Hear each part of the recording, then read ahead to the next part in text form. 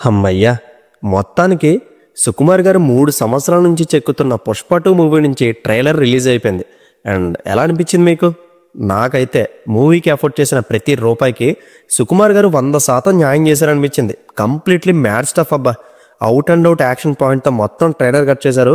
So డీటెయిల్గా నాకు అనిపించిన పాజిటివ్స్ అండ్ నెగిటివ్స్ గురించి క్లియర్ కట్గా షార్ట్ అండ్ స్వీట్గా చెప్తాను. Let's get into this video. First of all, ట్రైలర్లో నన్ను బాగా అట్రాక్ట్ చేసిన మేజర్ పాయింట్స్ కోబాస్ సినిమాటోగ్రఫీ, కలర్ గ్రేడింగ్ అండ్ ఆ లైటింగ్ సెటప్.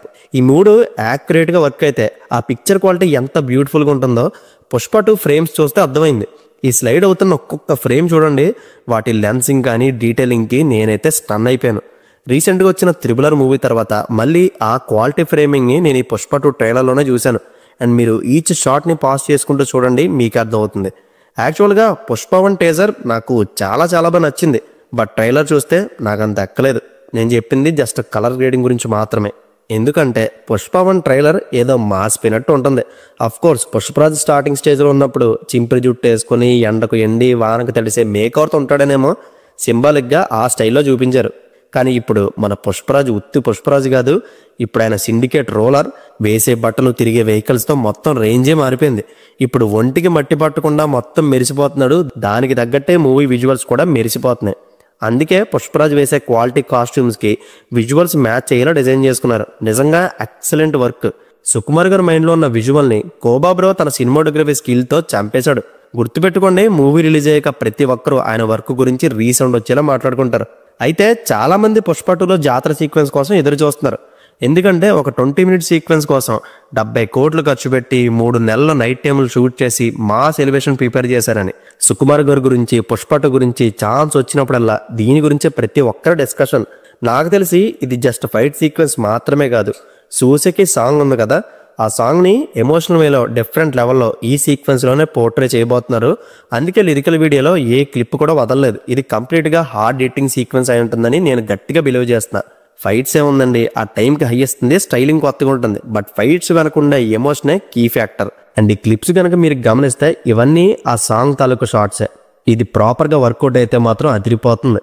అండ్ ఇది ఒక్కటే కాదు, శ్రీవల్లి అండ్ పుష్పరాజ్ మధ్య ఉండే బాండింగ్ని టూ గుడ్గా ట్రైలర్లో కట్ చేశారు. సినిమాలో వీళ్ళిద్దరి మధ్య ఉండే ఎమోషన్ ప్రాపర్గా వర్కౌట్ అయితే నెక్స్ట్ లెవెల్ ఉంటుంది.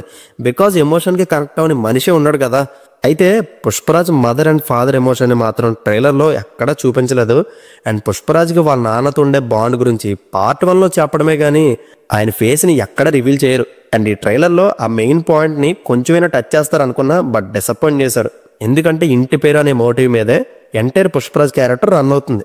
అట్లీస్ట్ వాళ్ళ మదర్తో ఉండే చిన్న క్లిప్ని చూపించినా నేను సాటిస్ఫై అవుతాను. బట్ అర్థమైందిలే సుక్కు గారు, అన్నీ హాల్లోనే అంటారు. అండ్ ఇంకా ట్రైలర్లో 60% షెకావత్ వర్సెస్ పుష్పరాజ్ రైవల్నీనే చూపించారు. మరి వీరిద్దరు ఫేస్ ఆఫ్ సీన్స్ని సుకుమార్ గారు ఎలా చెక్కారో చూడాలని ఏగర్లీ వెయిటింగ్.